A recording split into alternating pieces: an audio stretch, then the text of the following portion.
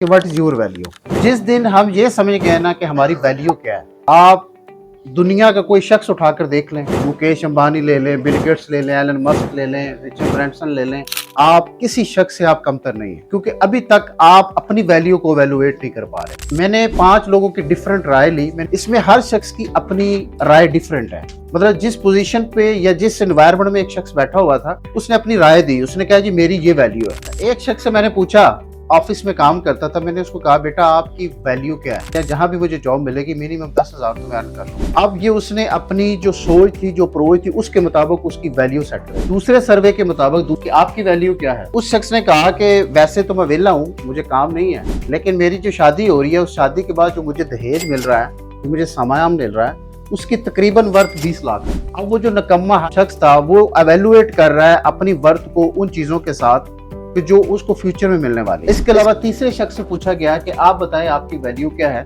उसने कहा इसका अंदाजा इस तरीके से लगाते हैं, आप मुझे ना किडनैप कर लें, ठीक है, मुझे ले जाएं और मेरे वालिदैन से पैसे मांगे, जो मेरा रेट लगेगा ना वो मेरी वैल्यू है।